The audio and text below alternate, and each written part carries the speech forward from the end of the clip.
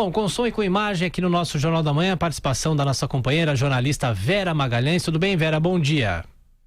Bom dia, Tiago. Para você, para todos aí no nosso estúdio, para quem nos ouve e nos assiste nesta terça. Ô Vera, ontem o presidente Jair Bolsonaro chegou a ensaiar um recuo nessas declarações que ele deu sobre o INPE, mas defendeu uma espécie de embargo na divulgação dos dados pelo órgão.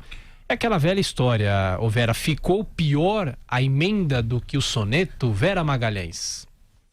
Em certa medida, sim, Tiago, porque ele tentou dar uma amenizada, como você bem disse na fala, dizendo que ela foi exagerada, que ele talvez não devesse ter usado as palavras que usou, mas logo em seguida insinuou que o órgão, e aí é uma insinuação que vale não só para o INPE, mas parece valer para todos os órgãos que fazem pesquisa ou que levantam dados e que são vinculados ao governo, deveria, antes de divulgar pesquisas, informações, levantamentos, dados, submetê-los à autoridade responsável, ao ministro, etc., para que fosse analisado se eles de alguma maneira constrangem o governo, colocam o governo em má situação, para só então divulgá-los. Isso é o oposto do que se espera da transparência, da impessoalidade e da institucionalidade de órgãos vinculados ao aparelho de Estado brasileiro. É sempre bom lembrar que esses órgãos, eles são perenes, eles permanecem a diversos governos. Eles não são obra e graça, nem propriedade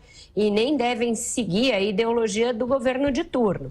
Eles são órgãos que estão ali na estrutura de Estado justamente para embasar as políticas públicas, para construir um acervo de dados e de informações que justifique essas políticas e que faça com que haja uma série histórica de informações. E isso é muito importante.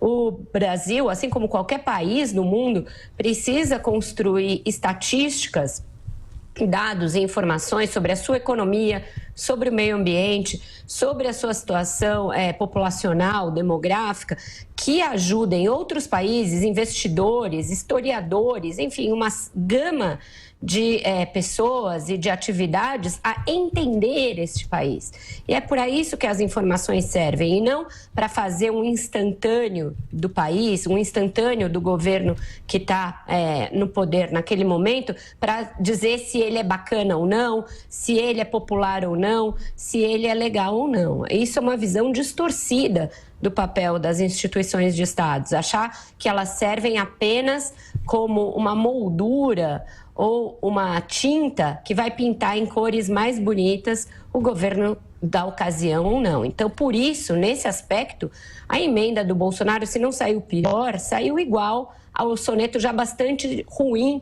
que ele tinha construído com essa declaração. O presidente é alguém que chegou onde chegou, que ganhou as eleições à margem das instituições, à margem de partidos, à margem da própria Câmara, onde ele ficou como uma espécie de outsider ao longo do tempo, à margem das Forças Armadas, onde ele começou a sua carreira, mas teve essa mesma carreira interrompida por questões de inadequação de comportamento.